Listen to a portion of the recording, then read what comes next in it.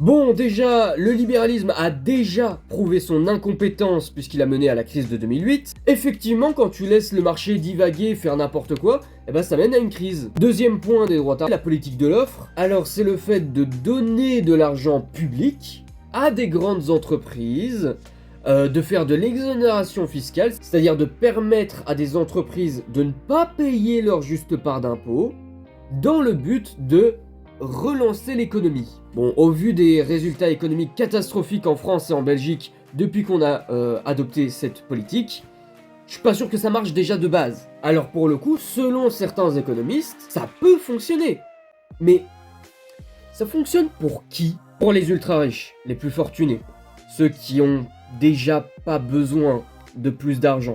Et tous les économistes s'accordent à dire que c'est délétère pour les classes les plus pauvres et la classe moyenne. Et cette politique économique va souvent de pair avec la fameuse théorie du ruissellement. Alors c'est le fait de penser que en faisant une politique de l'offre, ça va ruisseler sur toutes les classes pour arriver et être bénéfique aux classes moyennes et puis ensuite aux classes les plus pauvres.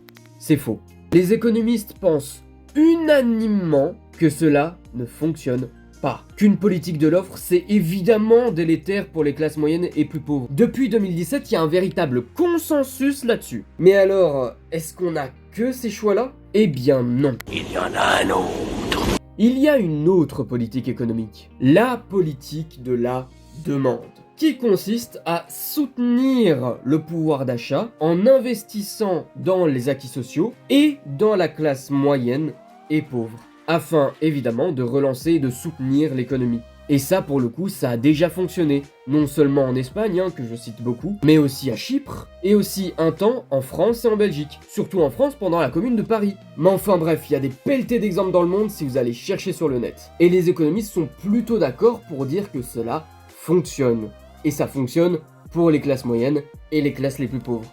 Pas pour les ultra riches, mais pour le coup, eux, ils n'ont pas vraiment besoin de plus d'argent. Ils en ont déjà des millions, voire des milliards. Donc, à Margaret Thatcher... Mais c'est inévitable, et je pense que les gens sont réalistes là-dessus. Je dirais non. Il y a une alternative prometteuse qui a déjà fait ses preuves. Mais évidemment, pour des idéologues qui sont déjà riches et qui ne veulent jamais se remettre en question, jamais regarder ce que la science dit en face, c'est extrêmement compliqué de changer de point de vue.